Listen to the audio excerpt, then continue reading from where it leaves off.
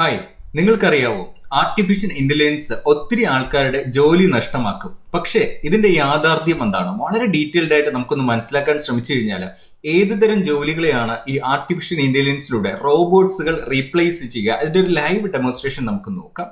ഇവിടെ ഞാനൊരു വളരെ ഡീറ്റെയിൽഡ് ആയിട്ടുള്ള ഒരു സെക്ഷനിലേക്കാണ് നിങ്ങളെ കൊണ്ടുപോവുക.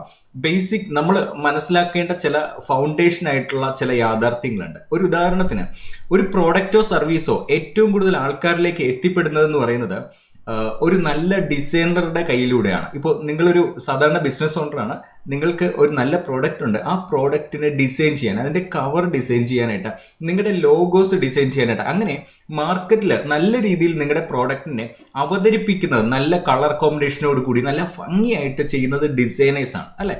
അപ്പോൾ നമുക്ക് നോക്കാം, ഈ ഡിസൈനേഴ്സിനെ ആർട്ടിഫിഷ്യൽ ഇന്റലിജൻസ് റീപ്ലേസ് ചെയ്താൽ എങ്ങനെ ഇരിക്കും എന്നുള്ളത്. പലപ്പോഴും നമുക്കറിയാം, എത്ര ശ്രമിച്ചാലും ഒരു ക്രിയേറ്റീവ് ആർട്ടിസ്റ്റിന്റെ അത്രയും വരത്തില്ല റോബോട്ട് എന്ന് പറയുമ്പോൾ അതൊരു റോബോട്ട് തന്നെയാണ്. അപ്പോൾ ഒരിക്കലും ഒരു മനുഷ്യൻ ചെയ്യുന്നത് പോലെയുള്ള ഹ്യൂമൻ കാര്യങ്ങൾ ചെയ്യില്ല. ഇപ്പം ഈ വീഡിയോ കാണുന്ന ഏതെങ്കിലും ഗ്രാഫിക് ഡിസൈനേഴ്സോ അല്ലെങ്കിൽ അഡ്വർടൈസിങ് ഫീൽഡിൽ നിൽക്കുന്നവരാണെങ്കിലും ചിലപ്പോൾ ഒരു തുടക്ക സമയത്ത് നമ്മുടെ മനസ്സിൽ തോന്നുന്ന ഒരു കാര്യമാണ്, ഒരു ഹ്യൂമൻ ഒരാൾ ചിന്തിക്കുന്ന പോലെ ക്രിയേറ്റീവായിട്ട് ഈ ആർട്ടിഫിഷ്യൽ ഇന്റലിജൻസ് ഒന്നും ചിന്തിക്കില്ല.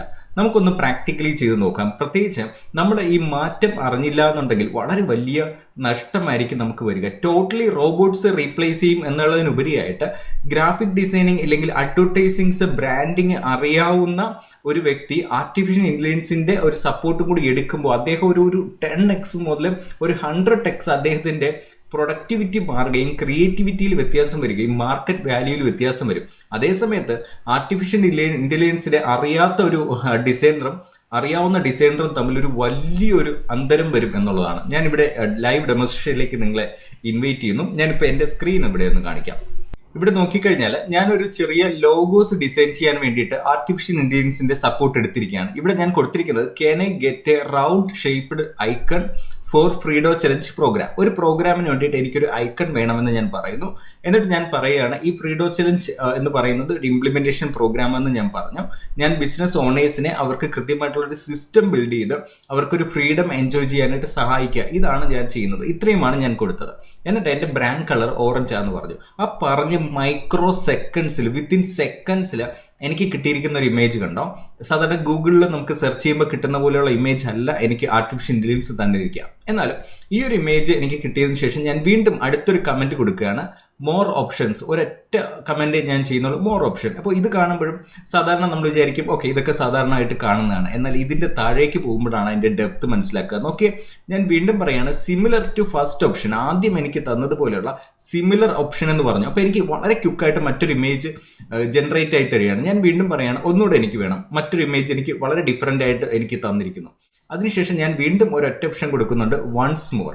ഓക്കെ, മറ്റൊരു ക്രിയേറ്റീവ് സൈഡിലൊരു ഇമേജ് വന്ന് ഞാൻ വീണ്ടും പറയുകയാണ്, എനിക്ക് ഓറഞ്ച് ബാക്ക്ഗ്രൗണ്ട് വേണം എന്ന് ഞാൻ കൊടുത്തു. ഒരൊറ്റ സെന്റൻസാണ് കൊടുക്കുന്നത്. നോക്കിയേ എന്ത് മനോഹരമായിട്ടാണ് ആ ഒരു ക്രിയേറ്റീവ് ആയിട്ടൊരു സാധനം വരുന്നതെന്ന് കണ്ടോ? വീണ്ടും ഞാൻ പറയുകയാണ്, ഐ ലൈക്ക് ദിസ്, എനിക്കത് ഇഷ്ടപ്പെട്ടു. Can I get one more option similar to that? അതുപോലെയുള്ള ഒരു ഓപ്ഷൻ കൂടി എനിക്ക് തരാമോ? എനിക്ക് നോക്കിയേ കേട്ടോ, മനോഹരമായിട്ടുള്ള മറ്റൊരു ഡിസൈൻസ് കിട്ടി. അപ്പോൾ ഞാൻ പറയുകയാണ്, ഇപ്പോൾ ഒരു ഡിസൈനർ ഇത്രയും മനോഹരമായിട്ടൊരു ഡിസൈൻ ചെയ്തു.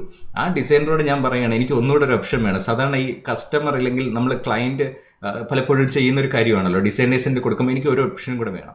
അപ്പം ഞാനിവിടെ സോ നൈസ്, നന്നായിട്ടുണ്ട്, എനിക്ക് ഒരു ഓപ്ഷനും കൂടെ തരും എന്ന് പറയുമ്പോൾ വിത്തിൻ സെക്കൻഡ്സ് ആണ് വരുന്നത്. ഇപ്പോൾ നോക്കിയാൽ എത്രമാത്രം ഓപ്ഷൻസാണ് വരുന്നത്. അപ്പോൾ എനിക്ക് ഇത്രയും ഓപ്ഷൻസ് കിട്ടാൻ, ഗൂഗിളിലൊക്കെ പോയി സെർച്ച് ചെയ്താലും പലയിടത്തും കിട്ടാത്ത ഓപ്ഷൻസ് എനിക്ക് കിട്ടാനായിട്ട് ശരിക്കും ഇത് ഇത്രയും എനിക്ക് ചെയ്യാൻ ഒരു 3 മിനിറ്റിനകത്താണ് വന്നത്.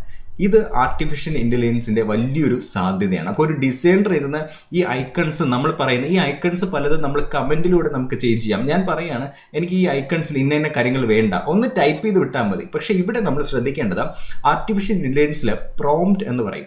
നമ്മൾ ആർട്ടിഫിഷ്യൽ ഇന്റലിജൻസിൽ പഠിക്കേണ്ടത്, നമ്മൾ സാധാരണ എന്തെങ്കിലും പറയുമ്പോൾ കുറച്ച് ഇമേജ് വരും, എന്നാൽ അതല്ലാതെ ചില വാക്കുകൾ ഉപയോഗിച്ച് ആ വാക്കുകളെ കറക്റ്റ് സ്ട്രക്ചേർഡ് ചെയ്ത് പ്രോംപ്റ്റ് ചെയ്യാൻ, നമ്മൾ എന്താണോ അങ്ങോട്ട് കൊടുക്കുന്നത് അതിനനുസരിച്ചാണ് നമുക്ക് കിട്ടുന്നത്. അപ്പോൾ ആ പ്രോംപ്റ്റ് കറക്റ്റായിട്ട് കൊടുത്താൽ നമുക്ക് നല്ല റിസൾട്ട് കിട്ടും. ഞാൻ ഒരു ചെറിയൊരു ഓപ്ഷനും കൂടി കാണിക്കാം.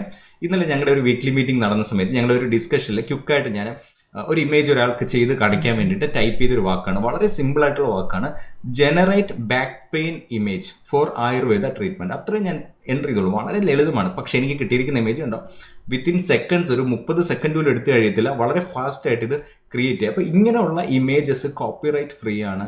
മാത്രമല്ല ഇത് ക്രിയേറ്റീവ് ആണ്. ഇപ്പം ഞാൻ ഈ ഒരു ഇമേജ് എടുത്തതിന് ശേഷം അപ്പോൾ ഒന്ന് ആലോചിച്ച് നോക്കുക, ഒരു ഡിസൈനർ ഇരുന്നിട്ട് ഈ ഒരു ഇമേജ് ക്രിയേറ്റ് ചെയ്യണമെങ്കിൽ എന്തുമാത്രം സമയമെടുക്കും? മുകളിലുള്ള ലൈറ്റിങ്സ്, ഇതിലെ പല കാര്യങ്ങൾ. ഇപ്പം ഞാൻ പറയുകയാണ് ആ ജനലിലൂടെ ഒരു നല്ല ലൈറ്റിംഗ് വരട്ടെ എന്ന് ഞാൻ പ്രോംപ്റ്റ് എഴുതി കൊടുത്താൽ ആ ലൈറ്റ് വരും. ഞാൻ പറയുകയാണ് ഒരു പെൺകുട്ടി ഇവിടെ നിൽക്കുന്നതായിട്ട് എനിക്ക് വേണം, ഉടനെ എനിക്ക് വരും. ഉടനെ ഞാൻ പറയുകയാണ് ആ പെൺകുട്ടിക്ക് ഇത്രയും മുടി ഉണ്ടായിരിക്കണം, അത് അതുപോലെ വരും. ഏത് ഡ്രസ്സ് വേണം, എല്ലാ കാര്യങ്ങളും നമ്മൾ ജസ്റ്റ് കമൻറ്റ് ചെയ്യുന്നതിനനുസരിച്ച് ഈ ഒരു തീമിൽ യോജിക്കുന്ന രീതിയിൽ കാര്യങ്ങൾ വരും എന്നുള്ളതാണ്. അപ്പോൾ ഈ രീതിയിൽ നമുക്ക് ധാരാളം കാര്യങ്ങൾ ക്രിയേറ്റ് ചെയ്തെടുക്കാനായിട്ട് നമുക്ക് ആർട്ടിഫിഷ്യൽ ഇൻ്റലിജൻസ് കഴിയും. സോ നിങ്ങൾക്കും നിങ്ങളുടെ ബിസിനസ്സിൽ ആർട്ടിഫിഷ്യൽ ഇൻ്റലിജൻസ് കൃത്യമായിട്ട് ഉപയോഗപ്പെടുത്തുവാനായിട്ട് നിങ്ങൾ ആഗ്രഹിക്കുന്നുണ്ടെങ്കിൽ തീർച്ചയായിട്ടും നമ്മുടെ ഒരു വാട്സാപ്പ് കമ്മ്യൂണിറ്റി ഉണ്ട്. പുതിയ പുതിയ ട്രെൻഡുകളെ പരിചയപ്പെടുത്തുകയും ഇതുപോലുള്ള കാര്യങ്ങളൊക്കെ ഷെയർ ചെയ്യപ്പെടുന്നത്. ഒന്ന് ആലോചിച്ചാൽ മതി, നമ്മൾ ഡിസൈനറാണ്, ക്രിയേറ്റീവ് കാര്യങ്ങളൊക്കെ ചെയ്യുന്ന ആളാണ് എന്നൊക്കെ ഭയങ്കരമായിട്ട് നമ്മൾ ചെയ്യുന്നുണ്ടെങ്കിൽ എല്ലാം നല്ലതാണ്. പക്ഷേ ഇഗ്നോർ ചെയ്യാതിരിക്കുക. പുതിയ പുതിയ ആർട്ടിഫിഷ്യൽ ഇൻ്റലിജൻസിൻ്റെ സാധ്യതകളെ നമ്മൾ എക്സ്പ്ലോർ ചെയ്യുക. മാർക്കറ്റിൽ വരുന്ന മാറ്റങ്ങൾ, ഇപ്പോൾ ഒരു 3Dയിൽ എനിക്കൊരു ഇമേജ് വേണമെന്ന് പറഞ്ഞാൽ വിത്തിൻ സെക്കൻഡ്സ് എനിക്ക് 3D ഇമേജ് കിട്ടും. അപ്പോൾ ഇത്രയും വലിയ സാധ്യതകൾ നമ്മുടെ മുൻപിലുള്ളപ്പോൾ ഇതൊക്കെ എങ്ങനെയാണ് സംഭവിക്കുന്നതെന്ന് ഒരു ഡിസൈനറോ അല്ലെങ്കിൽ ഒരു ബിസിനസ് ഓണർ ഇത് മനസ്സിലാക്കിയിരിക്കണം. കാരണം എന്താണെന്നറിയോ, നമ്മൾ ഈ ഡിസൈനറുടെ അടുത്തൊക്കെ പോയി കാര്യങ്ങൾ ചെയ്യുമ്പോൾ ഇതിൻ്റെ ഒരു എമൗണ്ട് സൈഡും കൂടെ ഞാൻ പറയണമല്ലോ. അപ്പോൾ ഞാൻ ഈ ചെയ്തിരിക്കുന്ന ആപ്ലിക്കേഷൻസ് ChatGPTയുടെ ഇവിടെ നോക്കിക്കഴിഞ്ഞാൽ സെക്കൻഡ് ഓപ്ഷനാണ്. ഇവിടെ നോക്കിയാൽ 2 ഫ്രീ ഓപ്ഷനും ഇവിടെ വരും, 3.5 വരും, 4 ആണ് ഞാൻ ചെയ്യുന്നത്. ഏകദേശം ഒരു മാസം 1000 രൂപ സംതിങ് ഇതിനെ വരുന്നുള്ളൂ.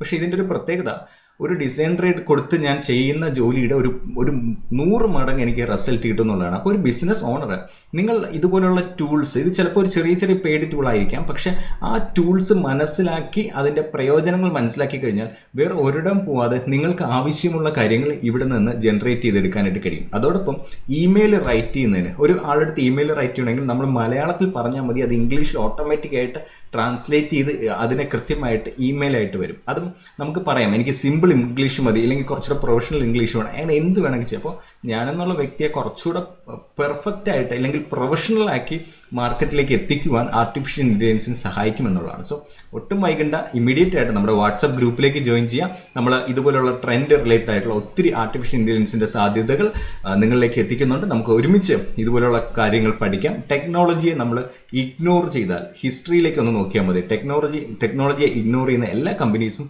പൂട്ടിപ്പോയിട്ടുണ്ടാവും. ആ വാക്ക് തന്നെ ഞാൻ ഉപയോഗിക്കേണ്ടി വരുന്നല്ലോ. അപ്പോൾ അതുകൊണ്ട് നമ്മൾ വളരെ ഫാസ്റ്റായിട്ട് പുതിയ മാറ്റങ്ങൾ ലളിതമായിട്ട് പഠിച്ച് നമുക്ക് ഒരുമിച്ച് വളരെ കണക്റ്റഡ് ആയിരിക്കാം. നിങ്ങളുടേതായിട്ടുള്ള അഭിപ്രായങ്ങൾ കമൻറ്റിലേക്ക് അറിയിക്കാനായിട്ട് വിട്ടുപോകണ്ട. ഞാൻ ഓരോരുത്തരുടെയും കമൻറ്റുകൾ നോക്കുകയും നിങ്ങൾക്ക് റെസ്പോണ്ട് ചെയ്യുകയും ചെയ്യുന്നുണ്ടാവും. Thank you.